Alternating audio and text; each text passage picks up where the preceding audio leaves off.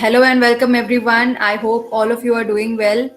And I am Hani Kithani from 10,000 Startups India. Today we are conducting this investor launch with one and only Mr. Prashant Desai. I'm so excited to have this conversation with you today. Looking at your experience, we are really curious to learn a lot from you. Without further ado, let us hear from your end. We have, anyways, read a lot about you. Please tell us what's your experience and about you. So probably disappoint you with what my experience and who I am, but I'll still try and make an attempt to keep it interesting. So I was born and brought up in Calcutta. I am a chartered accountant by profession. Early on, I decided I wanted to enter into equity markets. I was born very poor, so I wanted to make money, and somewhere I recognized that stock market is a path to make money. So I kind of did my CA to enter into stock markets. Uh, kind of struggled there, made my way through, and then went from that into the corporate side. I worked 9 years with Future Group with Mr. Kishore Biyani, leading a lot of the stuff that he used to do. Raised a lot of capital for him. Headed his investments, joint ventures, mergers, all of that. And then I kind of from there I went and worked with Rakesh Jhunjhunwala. Some of you may know he's a very large investor in India. I was heading Bhaya's research and private equity. From there, I kind of moved on and joined a technology company, which has, again, it's a financial technology company, which has exchanges all over the world. It had exchanges all over the world. Looked at their investor relations and M&A, went on to lead that business. I was CEO and MD when I left them. And then something crazy happened to me, which is the entrepreneurial bug bit me, like so many of you over here today. Along with a partner of mine, I started India's first truly Indian sports brand called Defy. I wanted to build a Indian Nike, if you can say, but unfortunately, I was very bad at doing that. So we started it in 2017. We folded the venture in 2019, and then kind of went on with my old friends Samir and Atul, who by then had moved on to build this whole platform called Everstone. It's a private investment firm based out of Singapore. Manages roughly about $6 billion. I currently wear two hats at Everstone.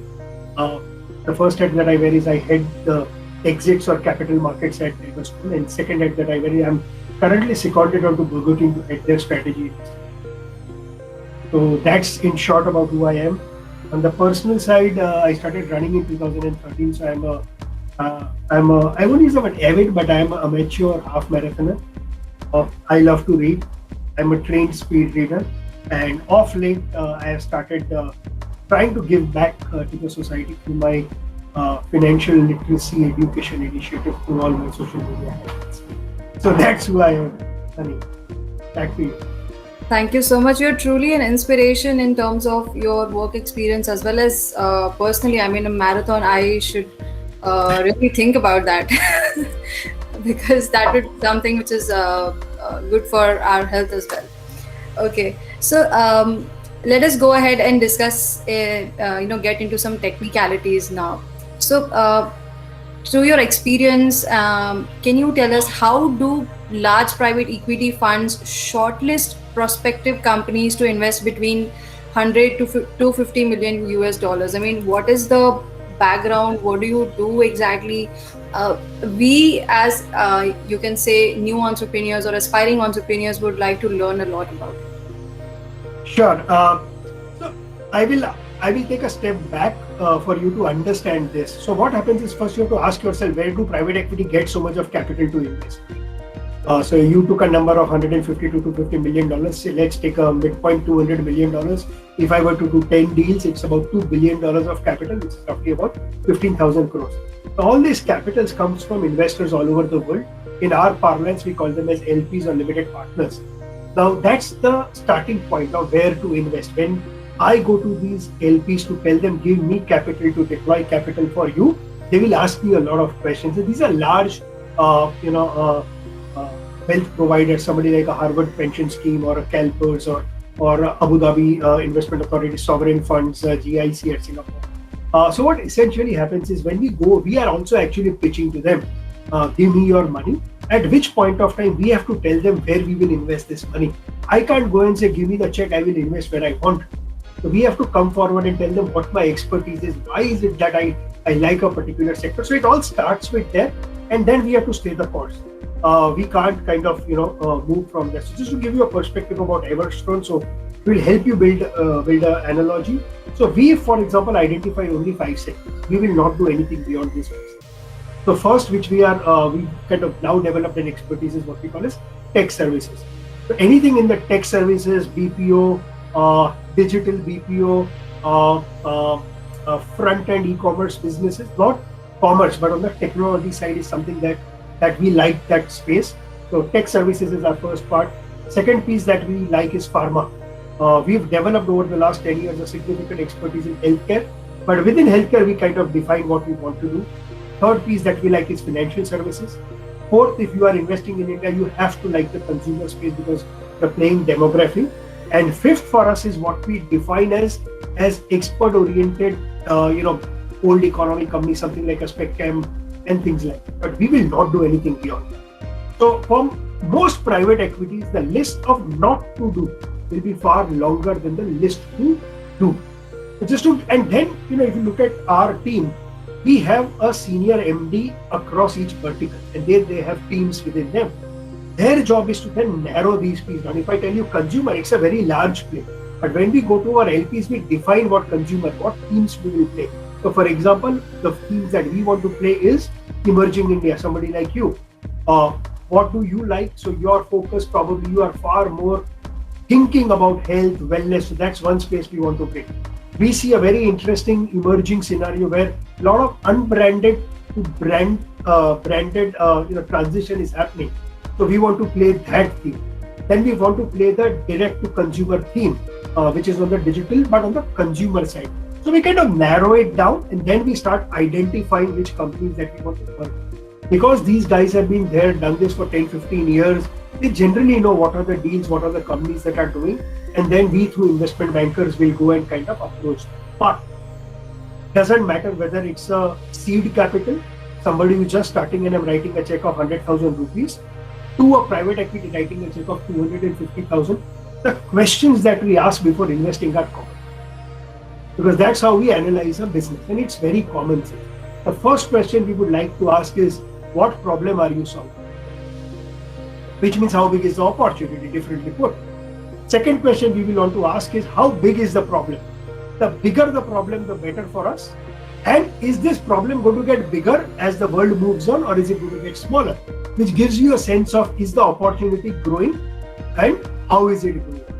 Then the third question we ask is, okay, you have a problem, but do you guys have a solution? So most companies will say, yes, if this is the problem, I have the solution. And then we ask them, okay, are you the only one who has this solution, or there are a lot more people? That's through which you kind of use your competitive dynamic landscape to kind of understand who all are doing, what are their sizes. But then we come into slightly more deeper. So let's assume you have a big problem, you are solving that problem, you have a solution, and you want to believe that you are kind of well equipped to kind of give that solution. Then we say, okay, since you started, mind you, your question was $200 million. So when I go to a company of that size where I'm investing $200 million, the company would have a certain presence. It's not that the company is starting today. So then we ask, okay, you had this capability, where have you reached so far? How much of a problem have you solved? And then we ask them, okay, over the last 3-5 years, this is the growth you have done by solving this problem. Have your margins gone up? This is something what we call as operating leverage.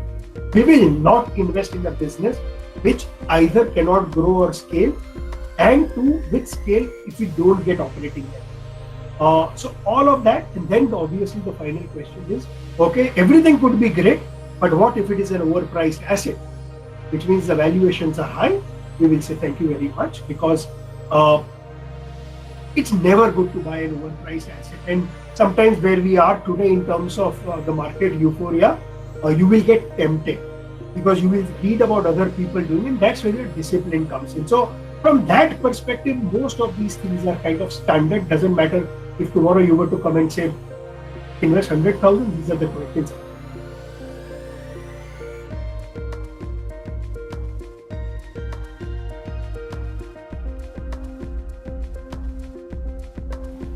Wow, that's really insightful. Thank you. So, when you said the questions are really common, even if you are investing a seed capital or you're investing 250 million, uh, is the equity stake also common for these firms? They buy from the startups or any of the. No, no. So equity stake is usually a function of two things. Okay.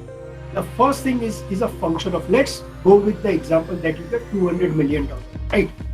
So $200 million is roughly about 1,500 crores. Okay. If I'm investing 1,500 crores, how much stake I want will be a function of what is the value of the business that I'm acquiring. So if I acquire a business, say, which is 15,000 crores in value, I end up getting 10% equity. If I acquire a 5,000 crore business, I will end up getting a third of the business. So no private equity will ever have a standard of this is the equity I kind of invest. So depending on the size of the business, what you want to invest, the value your stake comes. But second is also dependent on your style of investment. So for example, this is where Everstone is very different than anybody else. Or I would want to believe we are different. So what we do is we will not invest in any business where we don't get 51%. And typical amounts that we invest is about 100 to 125 million. So let's take 1,000 crores. So if I want 51% stake a minimum, and I want to invest 1,000 crores, which means the value of the business should be about 2,000 crores. By definition, I cannot therefore go and invest in large companies. I end up investing in mid-market companies. Typically, companies that will have about 800 to 1,500 crores kind of revenue, about 100 to 120 crores of profit, so on and so forth. Every investor will have a different style of investing. If you go to larger private equity guys, they do something called as minority investing. When they do minority investing, means they will own 51% or less. When they own 51% or less, then they are minority investors because they can't take control of the company. We like to take control of the company. So we are growth, mid-market, control investor. Once we acquire 51%, the existing promoter management has no say. We take control of the company. We like to take destiny in our hands. Because of our past, where we realize that it's difficult to work with a promoter. A promoter, before he takes the check and after he takes the check, are two different personalities. Sometimes he doesn't understand where we are coming as financial investors. He has to recognize it's not my money. I have also taken money from somebody else. I have a fiduciary responsibility. So we realize it's difficult. However, that space has now significantly moved. But we realize it's better to have your destiny under your control. And therefore, we like to do control. So how much stake is a function of two things. What kind of business or what value of business you are acquiring in your style. Wow, that's really insightful. So, when you say you like to take control of the business, do also your group or other PE firms help grow this business after you have invested in them, or how do you help growing them after you have invested in them? So most will say that they add value to a business, and that is your pitch to a promoter. Let's say you have a company X, honey, and you have 3 suitors. How will you decide which all of us have to come in front of you and do our song and dance that I am a better partner? In that, I have to go and demonstrate to you the value. So my understanding is every investor will want to add value to their respective investing companies, because once you invest, you are like hand in glove. But what differentiates us, and for us, because we are controlled investor, we operate the company. It's not superfluous. It's not making a phone call to somebody and saying, this is one of my investing companies. No. It's my company. So we have a very large operating team. The guy who heads our operating team has been 20 years with Boston Consulting Group. We have somebody like, say, Ajay Kaul, who kind of started Domino's in India, grew Domino's. He's part of our operating team. Suresh Vaswani, who was the former CEO of Wipro, he's part of my operating team. So when I invest in a tech services business, Suresh will be there when he does the due diligence to understand what are the gaps there. Because once we come in, I want to plug that gap. When we invested in Burger King, Ajay Kaul was the first person who did one of the biggest taste tests that we did in India, because he believed, based on his Domino's experience, that every product has to be Indian. So our operating team is very large. We pay significant amount of money to this operating team. We give them equity stakes because, as I said, we are controlled growth investor. The operating team is part of the time when we are evaluating the business. They start from there and they are involved till we exit the business. But a large part of the operating team's framework is to hire. It's not his job to go and run the business. His job is to go identify what is wrong in this business and how can I correct this. And the only way to correct this is who, not how. What do you mean by who, not how? How is you rolling up your sleeve and correcting it? No, I don't know. I will hire a who knows how to correct it. So a lot of our time and effort goes in identifying the who but not the how.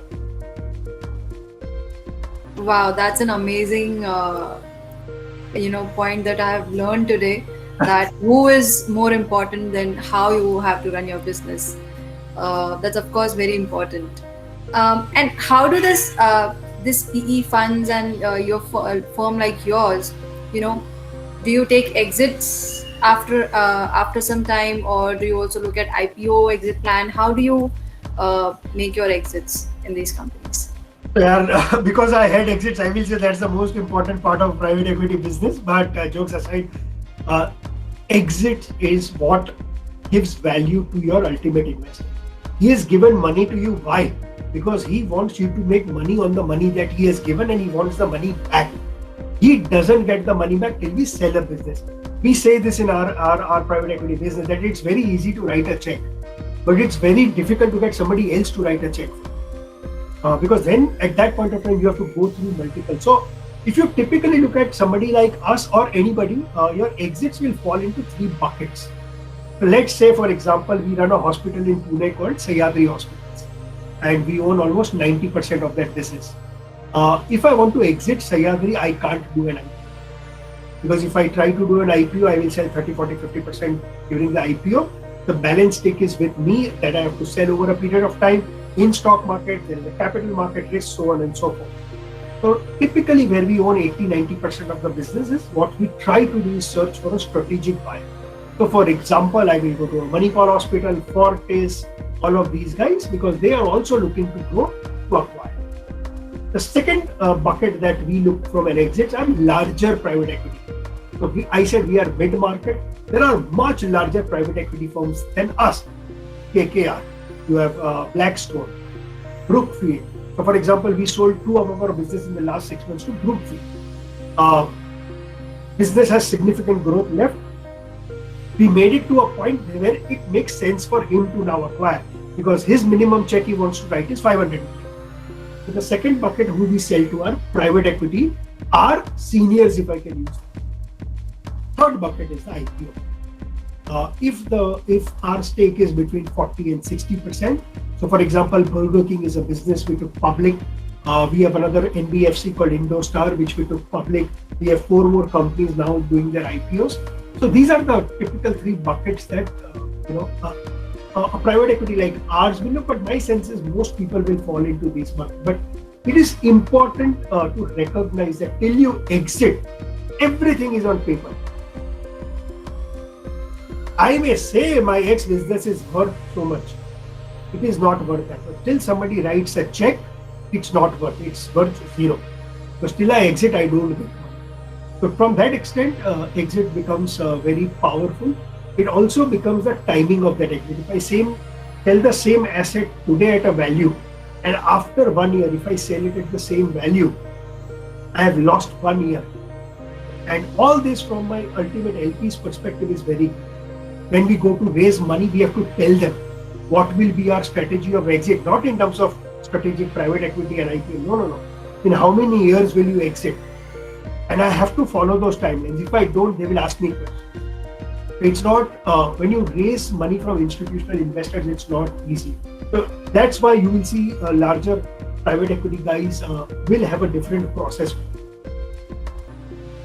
True. Wow, that is so insightful. And let us talk about Burger King now. I'm very excited to understand more about why would a brand enter in this market where already we have Domino's, Pizza Hut, McDonald's. I mean, why would someone believe so much? Because can 2 burgers be really different? The answer to that is yes, two burgers can be different. And I hope every single burger is different. But jokes aside, yes, we were late entrants into burger. When we entered Domino's, Pizza Hut, KFC, all had been in India for 2025. Some advantages, some disadvantages. But from our perspective, when you look at it from our lens, we saw a massive opportunity. Why did we see a massive opportunity? Because if you peel through the layers of the onion, we saw there was only one burger competitor. We said, okay, it could be a duopoly market, and it's a great place to be if it is a duopoly. Second, when we saw that competitor and we competed with that same competitor in the rest of the markets, we realized globally, McDonald's as a brand is built towards family, because they used to give a toy with that meal, and the whole brand is positioned, and their thought was, I will hire a customer young and I will. Burger King globally built its brand by talking to the millennials. And in India, the largest eating out population is the millennials, somebody like you, for example. So we saw, again, nobody is talking to the millennials from a burger category point of view. We said, great, good idea to now start thinking. Third thing, when we combed through our competition, we saw that they are all moving on the premiumization kind of a zone. From a burger that they used to sell for 29 rupees, aloo tikki, they want to now upgrade, margins are suffering. They somewhere left a place vacant on the value side. And we said, okay, we can now acquire this position and build a value leadership. Fourth thing, what we saw when we looked at the menu, we saw a lot of gaps where we could come in. So if you look at Burger King today, 5 years that we have come, we have the widest menu in QSR. We have almost 23 different kind of burgers. And you will be surprised, Burger King globally is known as a beef brand. 65% of our revenues come from vegetarian products. We have the widest vegetarian menu in India. We have wraps, we have rice, we have eggs. So we kind of worked on the menu a lot. And Burger King is present in 100 countries. The product line that we have created in India, that same product is not available in any of the 99 countries. The entire menu is very Indian in its nature and character. And of course, we got the rights for the entire country, so kind of made sense. And so we recognize we were late, but as they say, better late than never. But in 6 years, we've achieved 3 things. In this 6 years, we are amongst all the QSR brands that have got launched in India ever, we are the fastest to 200 restaurants amongst all. Second, today on a burger, fries and drink basis, though we are 6-year-old, we sell more burgers, fries and drinks than McDonald's. And third, despite being just 6 years into, our gross margin, which is our product margins, are higher than McDonald's. To that extent, we still have a long way to go, but the opportunity was there. Wow, kudos to you and your team. So Prashant, we keep on hearing a lot of technical profiles, you're like head of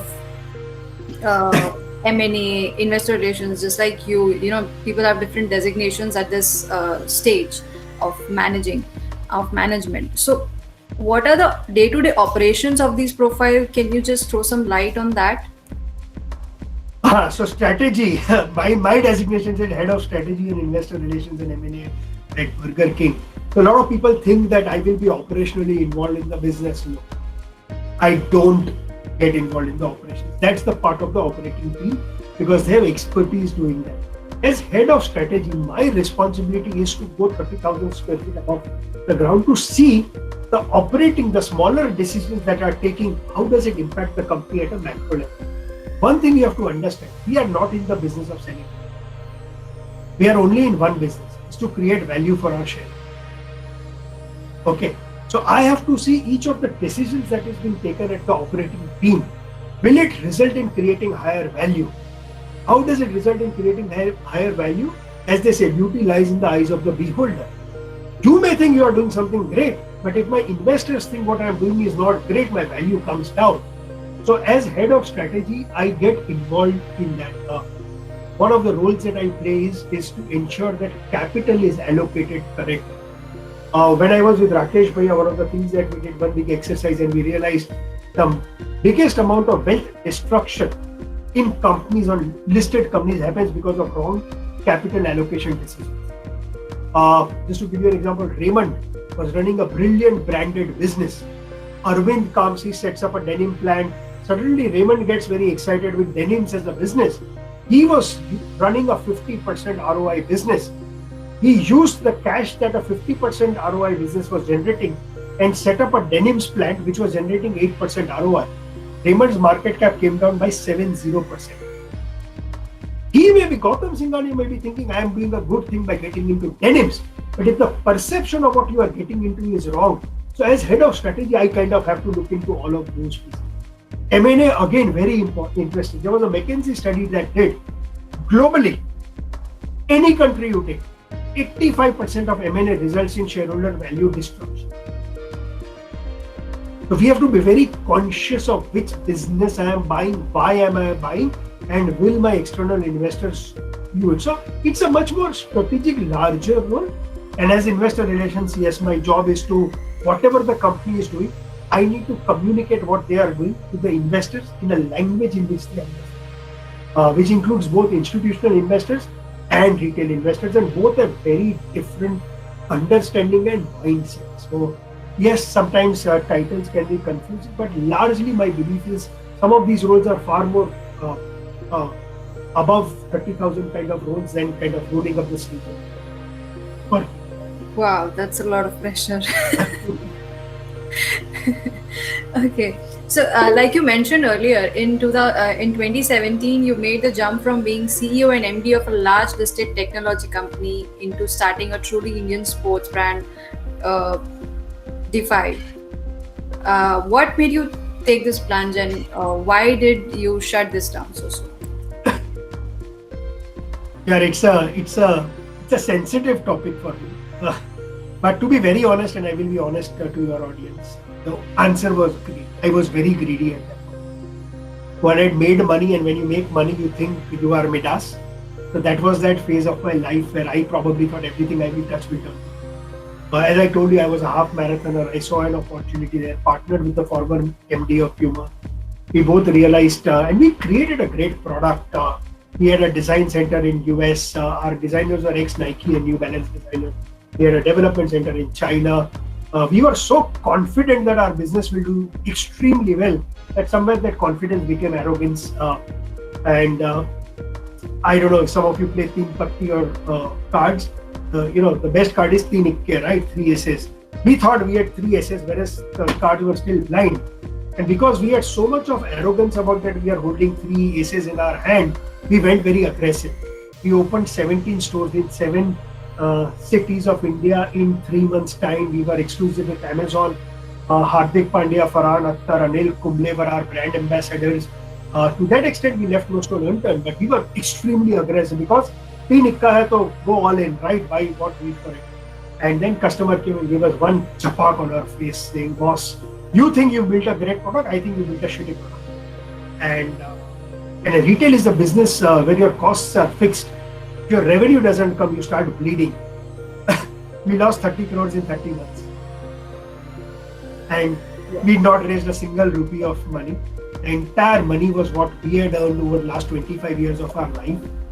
And in 30 months, it was like the Hindi movie, right? Everybody thinks they made a Sholay, but it's the customer who decides whether it's a Sholay or not. Yes, that led to the.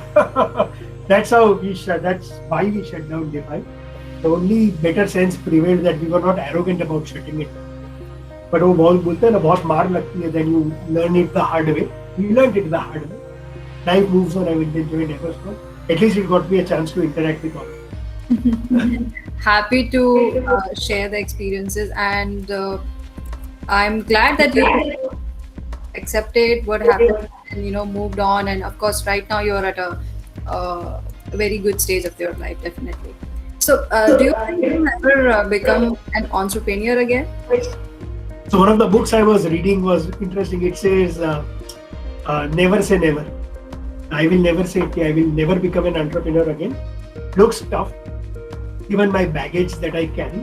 But one thing I will tell you, that experience has taught me to become entrepreneurial in what you do.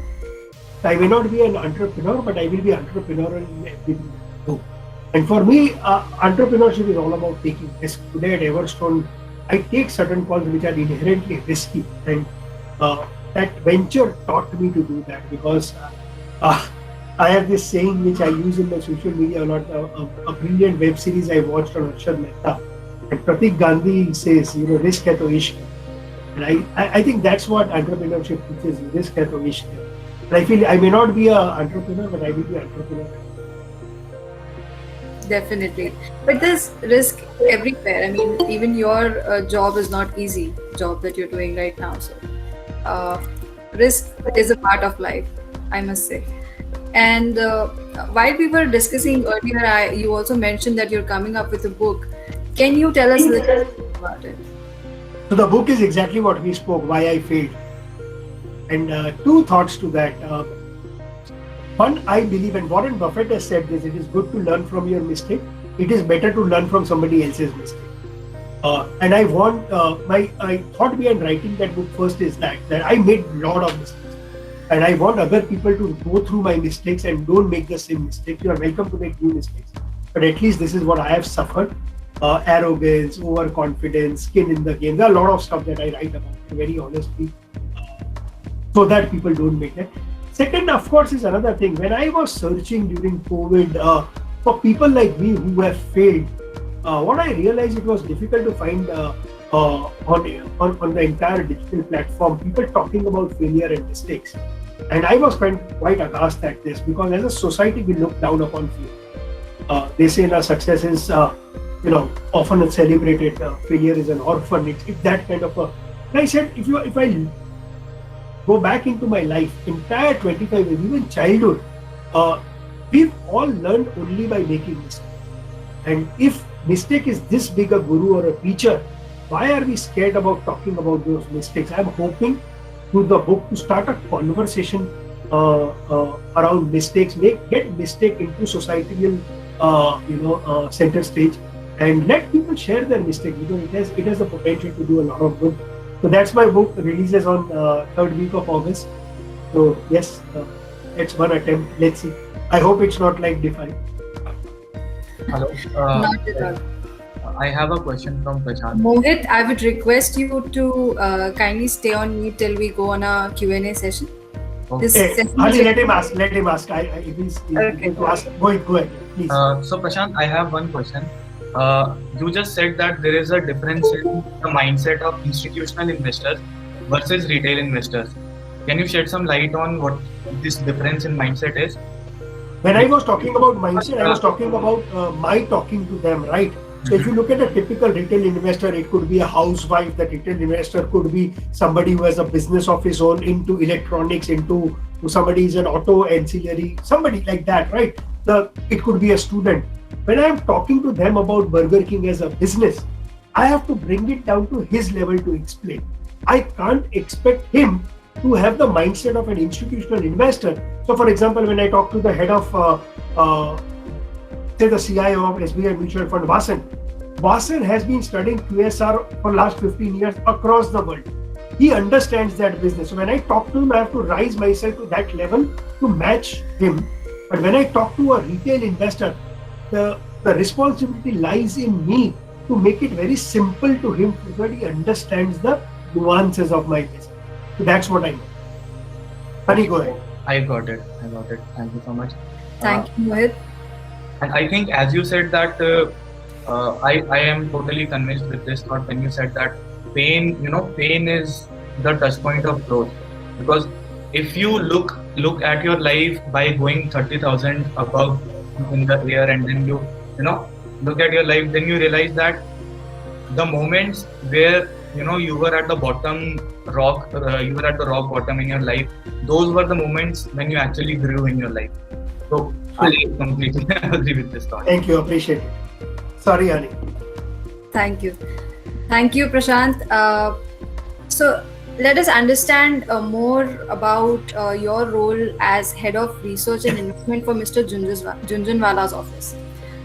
Can we get some idea about what an investor like Rakesh Jhunjhunwala sees before he invests, and does he invest in startups and private equity?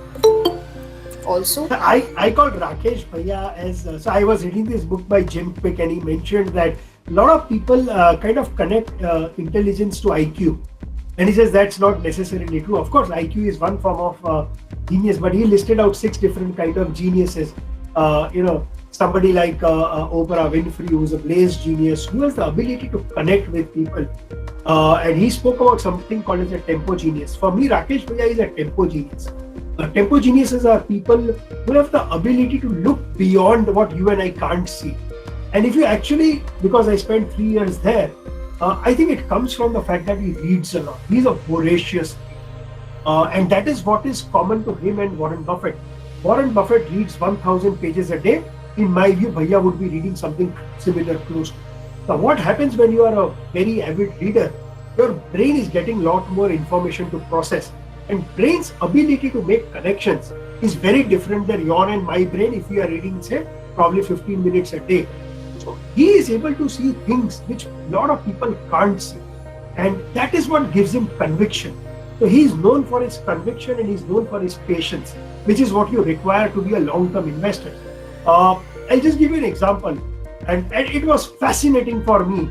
So once the management of Titan had come to meet Bhaiya, this was in very early days, way back in 2004, 2005. Titan was a very, very emerging, smaller company. Bhaskar Bhatt was the managing director of the company. And actually, Rakesh Bhaiya was fighting with Bhaskar Bhatt ki, you are thinking too small, tere ko pata nahi hai kya ho jayega, aag lag jayega, ye. And I was seeing, where is this guy getting these insights from? Something in him, he could see things which the management of Titan could not see. And that made him a genius. I think he made his first investment in Titan in 2004, if I am correct. We are in 2021. He's still not sold Titan. His holding of Titan, this is public knowledge, today would be worth 7,000 crores.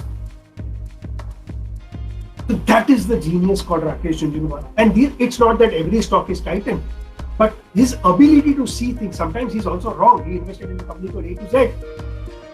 Stock has collapsed. It's okay. And what I learned from him is his ability to see beyond what you and I can see and stay the course, have the conviction. And he used to tell us that in stock market, your conviction will be tested, but your patience will be rewarded. And I think that's what differentiates Rakesh. Wow, that's really amazing that you have also, worked with such personalities, and must have been a great experience altogether. It's easier to, and you know what? Why you learn so much is I'll give you one more incident where I was like slapped on my face 3-4 times. So Bhaiya, I was very excited. I had recommended a stock to Bhaiya to invest. Bhaiya invested in that. The stock went up by about 50-60%. And I went to Bhaiya and I told Bhaiya, देखा stock कितना बढ़ गया. So he asked me, तुमने कितना लिया? I said, Bhaiya, मैंने 2,000 share लिए. So Prashant, it doesn't matter whether you are right or you are wrong. It matters how much money you made when you are right and how much money you lost when you are wrong. That taught you a very interesting thing. It's all about impact, right? If you are doing something, do something which has an impact. What was the point of me buying 2,000 shares, which would have not moved the needle? And I kind of made it sound as if I have kind of climbed Mount Everest. So these are things that you learn from them, right? They put their money where their mouth is. Rakesh Bhaiya's guru is Radhakishan Damani. And you see what he's done with DMart. And his personal investing. And you are, when you get to even spend 15 minutes, 20 minutes with these people, what do I say? I'm fortunate. Wow, and I'm very fortunate to be having a conversation today. Thank you, you are kind. So, Prashant, we have seen COVID has affected a lot of people these days, in terms of their jobs, in terms of their businesses. And, they want to income from different streams right now, and not just one stream, because we have seen what has happened during COVID. So your YouTube channel, I have is about financial literacy for people. Can you throw some light about your channel, and what are you trying to do here for creating wealth? Yeah, it has a different context for me. COVID taught me that I have not done enough. World has given me enough. I have not given enough to them. And then you lend back to what your experience is and what you can share. And based on a lot of my friends, colleagues, relatives who would come and keep asking where to invest, what to do, and stuff like that, I recognize that it seems to be a challenge with majority of this country, where there is no school that teaches financial literacy. Where do you learn it from? Most of our parents are conservative. They will put money in savings and fixed deposit. And I have not come across one person who has created wealth by putting money in savings and fixed deposits. You will have to take risk. And I kind of, through interactions, recognize that making money has more to do with the mindset around making money than making money. If you change your mindset, you will make money. Second, our youth, somebody like you, I think they are at a crossroad. We are where US was in 1945. Interest rates in the economy are very low. You will not be incentivized to put money in savings bank or fixed deposit. You will be tempted to save. And 95% of Americans that time used that and got into the spending mode, which is why we call US as a consumer economy. It goes back to 1945. And today, each of that youth that started spending in 1945 are under debt. Under debt to the extent that they don't have money to even live next month. They live on credit cards, which is basically taking debt. So they are in a bad shape. They are on a mountain of debt. Whereas there were these 5% of Americans who say, okay, I will save and invest first, and then whatever money is left, I will spend. I may compromise my today for a better tomorrow. And they invested, because when interest rates are low, everybody is consuming, economy will grow.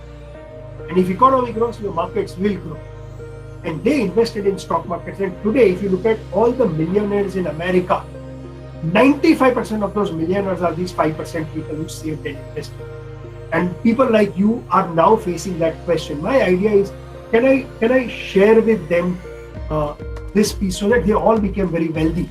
I want each one of us to make so much of money that we don't know what to do with it. But for that, somebody needs to tell them. Somebody needs to educate them. You have to take risk. Without risk, you will not get return. The mindset is, I want to take risk of FD, but I want returns of stock market. There is no such thing as a fee. It's not going to happen. But I am not saying put 100% money in stock market. 5%. Get comfortable, put 10%. Get comfortable, because if you don't invest in equities or wealth creation, you will always remain. And that's the essence of what I am trying to do on my social media channels to a lot of stuff. So yes, it's a personal passion. So yes, that's the thought. That's right. I'm really looking forward to learn a lot from your experience through your book, as well as I recently learned that you should make your money work for you and not work for money. So that is something that we should learn at an early stage so that we can create that wealth later. I'll give you a very simple example for all your people. If you save only 10,000 rupees a month, not more, my sense is every 57 people who is currently in Gopal can save 10,000 rupees a month.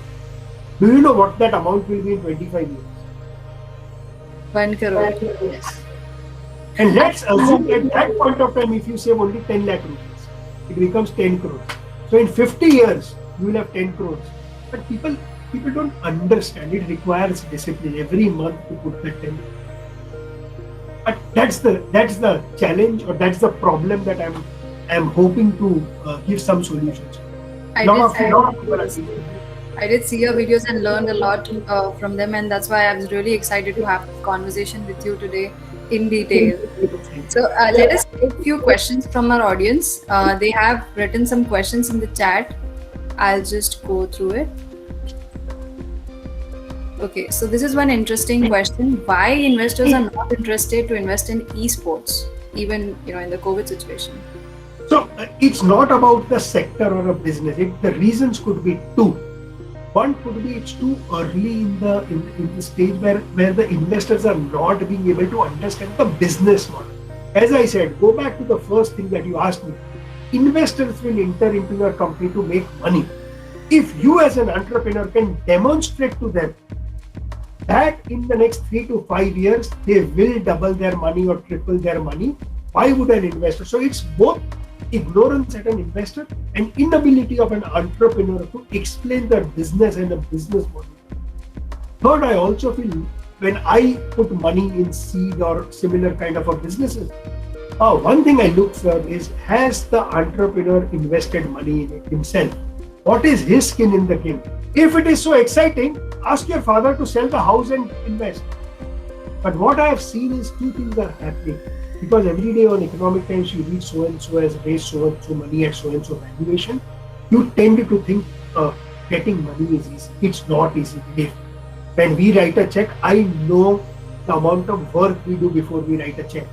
So it's not easy to raise money. And for every one business that you see is raising money, 95 are not getting money. As investors are looking for ideas, there are enough entrepreneurs who are looking for investors. So your idea, your conviction, what problem are you solving? My question to that gentleman will be, eSport, what problem is it? How big is the problem? Why you? Have you tried to explain these pieces? And if you solve the problem, in 5 years, how big will this business be? How much money will you make? Stuff like that. So probably it could be a both investors' ignorance and inability of the entrepreneur to probably share their story. Wow, that's important for, I think, every entrepreneur to understand. How are you, proposing, putting a value proposition in front of the investors. Okay, so let us see some other questions. How do you evaluate market size is going to decrease with time? So, how do you predict about the market size? Is it going to increase or decrease with time? So first you use common sense.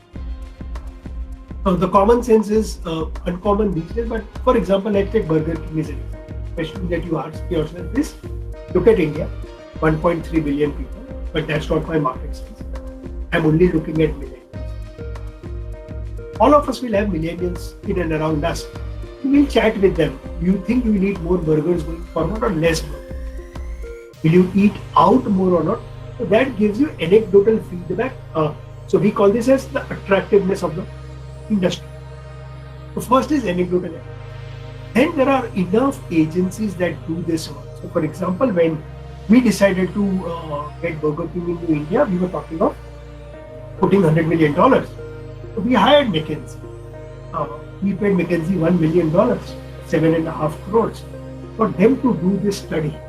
And they went district-wise, population-wise, to come back and told us in 2013, based on the then demographics, we believe we can open about 1,300. So it's both anecdotal, then you hire agencies if you are not an expert. But again, it's a function of how much are you investing. If you are investing 3, 4, 5 crore, you can't do that. That time you have to rely on your personal judgment and to a certain extent of what the entrepreneur tells you. So most of the time you ask him that question. Will this market grow? He obviously will say grow. He will say my market will grow from say 100 to 500. And you ask him why. There is a very interesting book by Simon Sinek which says always start with the why. And there are 7 levels of whys. You keep asking him why 7 times. You will get an answer whether he is bullshitting or it makes sense. So it's not an easy question to answer. Larger people have a lot of ways to figure that out. But if you are writing a check of 3-5 crores, you will have to. Wow, there's so now I understand how important market research is before you go ahead and put your product in the market. That's great. So let's see some other questions.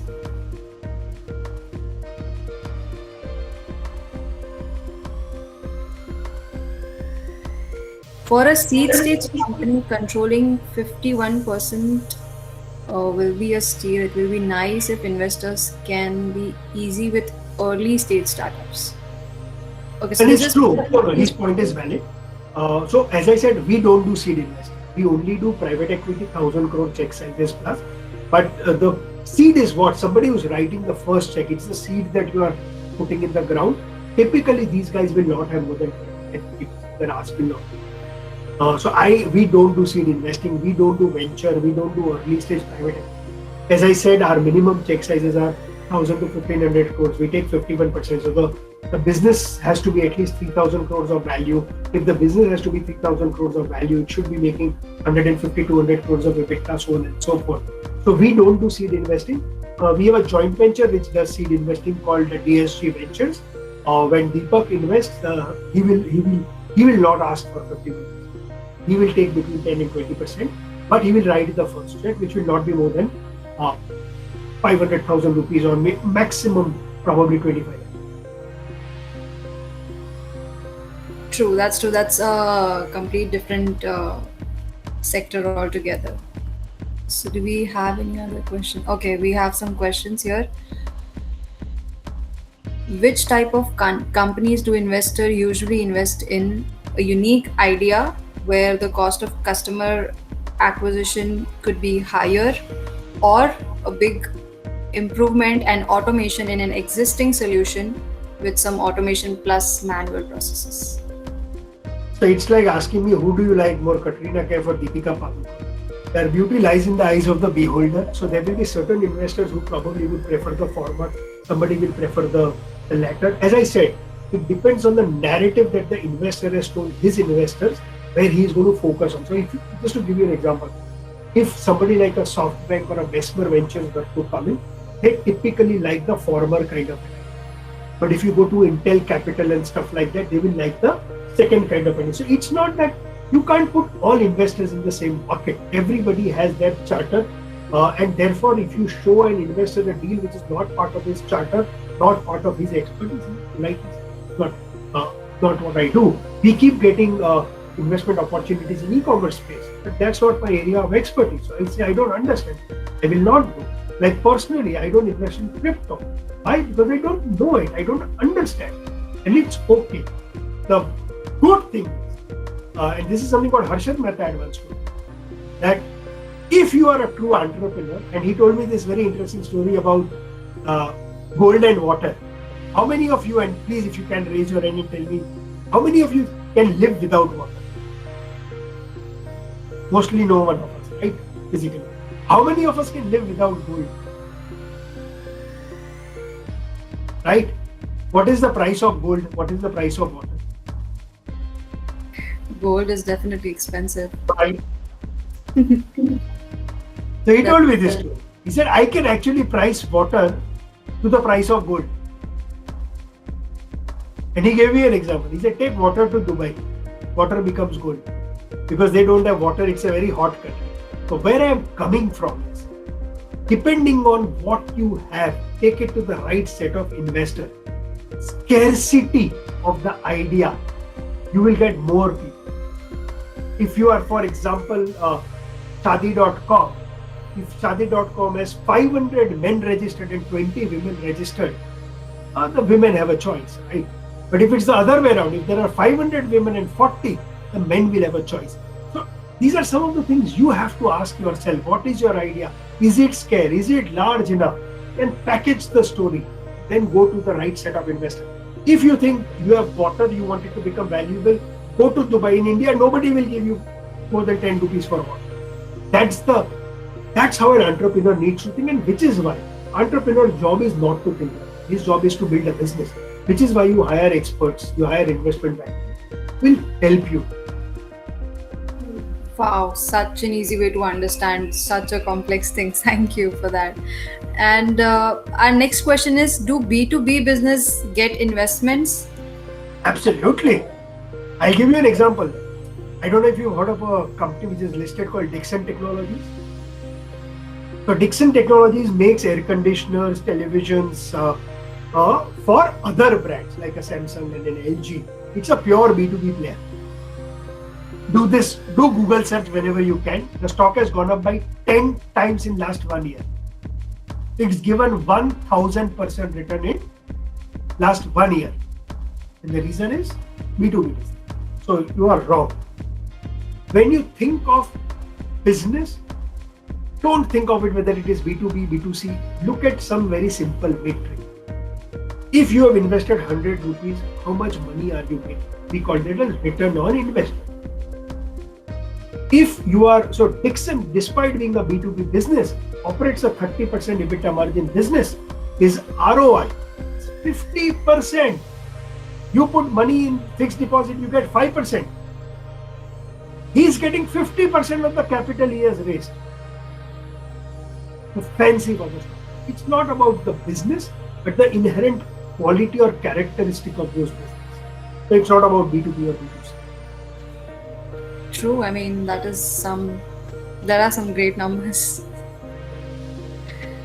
Okay, so here is an interesting one. What are some whys on which founders must look more at, especially during early stage? Because I have received a lot of questions here for early stage startups. So can you specify some whys for the More founders? than most important thing is you have to be well.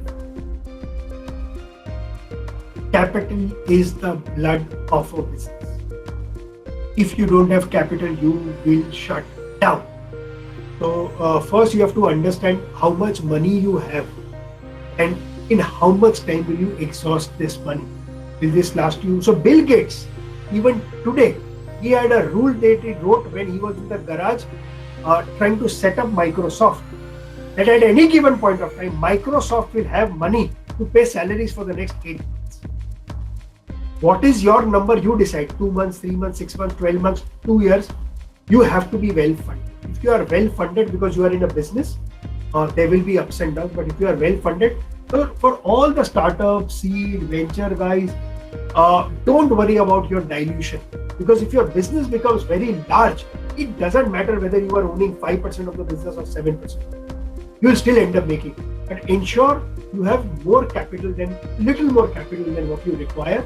So kind of work around the fact that you have a kick-ass product, kick-ass story, you can package it well, you can market it well, because raising capital is also part of your strategy. It is not that, I will do the business right, money will come in today's world, it won't come. You have to go and search for that capital. So that's my one thing. And second thing is, you have to identify why you are in business. You should not lose focus of that. What problem are you trying to solve? I just read a book by Jeff Bezos called Invent and Wander, and he says over 97 till 2020, last year he retired, or he kind of came down from executive role at Amazon, and from 97 to 2020 for Amazon, which is now almost $1.2 trillion company, the founding blocks of the business have not changed, which are only three. Customer obsessiveness, not customer centricity, obsessive. Second, widest choice and lowest price. I don't know what your 1 pillar, 2 pillar, 3 pillar are. As a startup, you cannot move away from it. बोलते ना अर्जुन को मछली की आंख, you can't move away from it, is my belief. And as I've learned from Rakesh Bhaiya, every preachy thing that you say, you should kind of end it with, I reserve the right to be wrong. That is amazing. The third one, I will use it in the future. Sorry, Ravi. you mentioned three things: customer obsession, widest choice, And lowest price. lowest price.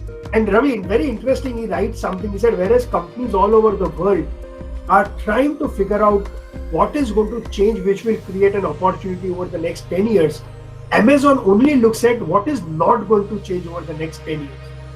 And he says, we will only build a business that is not going to change over the next 10 years. And he says, over the next 10 years, will customers say that I don't like customer service? Most customers will say, of course, I want better service. Will people say, I don't want a broader choice, but I want narrower choice? He thinks, no. Will people say, I don't want to pay low prices, I want to pay high prices? He said, if these three pillars we remain true to, it's going to be difficult for people to compete. Then he's proven that. He's proven that. Thank you. Amazing. Thank you. And let us understand a little bit about you as well, Prashant, before we get off the call. Tell us something that you do on a maybe how does your typical day looks like? Is it different from the normal people, which are I don't not? Yeah, I am as normal as I can get, rather boring. So I like to write. I write all the content. So morning I start around 5:30. I'm an early morning person. I kind of start and write for about an hour every day. Then I go to the gym. I work out 5 days a week. Then my work starts. I don't work for more than 7 hours. After that, I try to read. In between, spend time with family. Eat as clean as I can. But always a challenge. But yes, I like to read. One of the things that I enjoy. but otherwise pretty boring. Sounds good to me. I have Yes, Mohit. how This would be the last question. sure. Okay, last or the second last. But how active are you on LinkedIn? I mean, are you directly using your LinkedIn, or you have someone who manages your LinkedIn profile? So somebody manages my LinkedIn profile, but the content I create myself, I ask him to post to make it a little more interesting for people because I'm very bad as an artist. So he kind of adds creativity, reasonably active. Okay. And what is the now? This is the last question. What is the best way to reach? I mean, reach out. LinkedIn or Instagram? My Instagram is @it's Prashant Desai. Anything. Okay. LinkedIn also has my email ID, so feel free to reach out. Sure. Thanks. Sorry, Ani, we interrupted. No worries. Thank you, Mohit. And Prashant, I am so sad to we had only 1 hour to discuss. We can extend the chat because I really enjoyed interacting with you, and I'm looking forward for more such interactions with you. And I'm sure our audience enjoyed this. We were only 60 to 70 today, but we'll be sharing this recording with a lot of other startups and entrepreneurs that will learn a lot from this recording. Thank you so much, Prashant. And if you have any final conclusion. One, I want to thank everybody for giving time, because I think time is more valuable than money. That gave me 60 minutes to 65 minutes of their time. Very, very respectful of that. Thank you so much. If I've been able to help you, contribute to you, great. If not, I am apologizing in advance. The only thing I would request everybody over here is to, it's my life's mission to make people read. I believe if knowledge is power, reading is your superpower. I have gone through so many people where I've understood leaders are leaders. I have yet to come across a leader who doesn't. And I am a trained speed reader. I have launched my own on my Insta and then the whole 16 sessions of how to become a trained speed reader. I have launched. They are 5-minute sessions. If you go through them, I guarantee your reading speed will go up by 3 times. Your reading comprehension will go up by 3 times, and you will get back to reading. But most of us want to read, but we somehow can't muscle up the courage to do that. That's the only request I have, guys. Please read, even if it is 10 to 15 minutes a day. See how your life is. Comment second, sleep for 8 hours. Come what may, Very important. Wake up at 8, because if you don't do that, you have no idea. There is a book by Matthew Walker called Why We Sleep. If anybody can even read or go on YouTube, and he's done some crazy amount of work on the ill effects of not sleeping. If you just hear it for half an hour, you realize what a blunder we are doing if we don't sleep. That's all, yeah. Thank you so much, Prashant, and really glad to have you. Looking forward to have you with us again. My pleasure. Cheers, take care, guys, and stay safe. Wish you all the best.